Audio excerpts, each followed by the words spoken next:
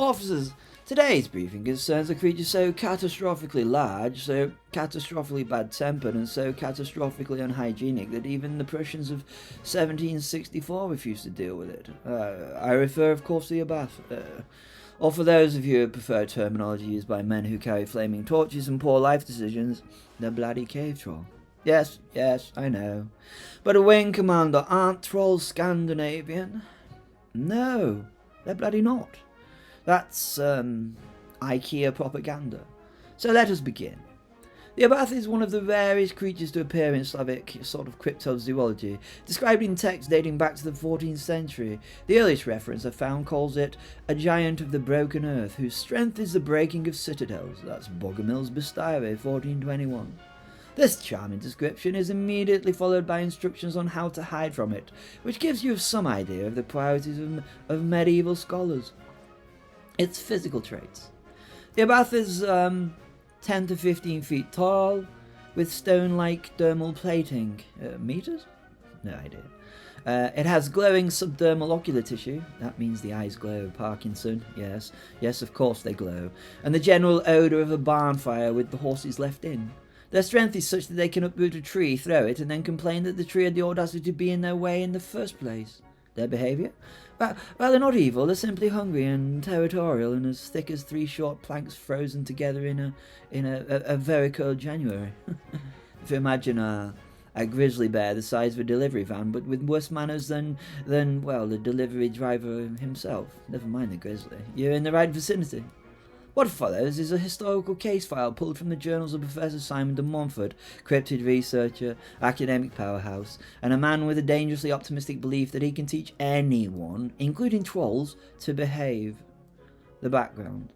Brandenburg countryside, a village besieged by 3 deaths, mangled livestock, flattened barns, and a collective desire to stab anything taller than a goose. De Montfort arrives to prevent the mob from doing something spectacular, something stupid. Tracking the creature. He follows the tracks into the forest, each footprint approximately the size of a tea tray, though infinitely less civilized than a tea tray.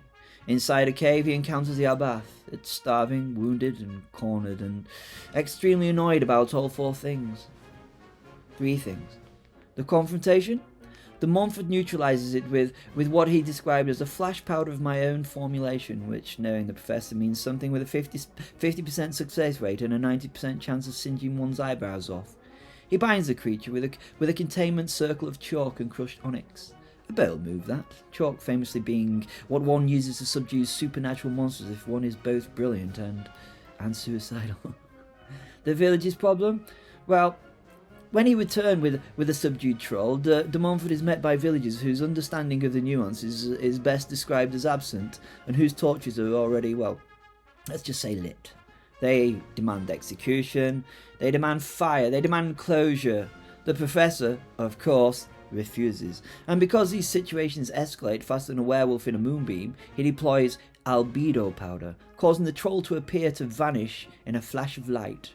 Technically, chapesses and Dave, it's technically not legal anymore. It's obviously morally questionable and operationally, but operationally effective in this case. He relocates the creature to a remote cavern with food and water, proving yet again why the professor is allowed to make decisions and that mobs are not. Now, what does this mean for us, officers of the Supernatural Defense Force? Let's look at the threat level. Abath class entities are categorized as well. Well, we have to look at their behaviour, really. The Abath is governed by territorial instinct, hunger, displacement, stress. When humans expand into their territory, Abath incidents spike. Then those incidents disappear. Because the creature disappears, either into a deeper wilderness or, sadly in most cases, into extinction. What's its current status? Well, there's been no verified sightings in nearly 150 years. It's most likely extinct. However, satellite thermal anomalies recorded in the Carpathians, classified until now, show several heat signatures, too hot for bears, too large for men, too stationary to be anything except something asleep, and too grumpy looking for anything natural. We may be looking at a remnant population of Abath-class trolls. Lovely. If you encounter an Abath in the field, the following advice is absolutely critical. Do back away slowly. They respond poorly to sudden motion or slow motion or any motion at all. Frankly, don't move. Make yourself appear small. Not difficult for most of you, I notice. Avoid eye contact. Eye contact is a challenge in troll culture, unless you wish to fight a 12-foot stone monster with the emotional maturity of a toddler denied a biscuit. Biscuit. Just don't. Offer it food, preferably meat, not your own. Do not run. It will chase you. Climb a tree. It will uproot the tree. Do not hide behind a rock. It will throw the rock at you.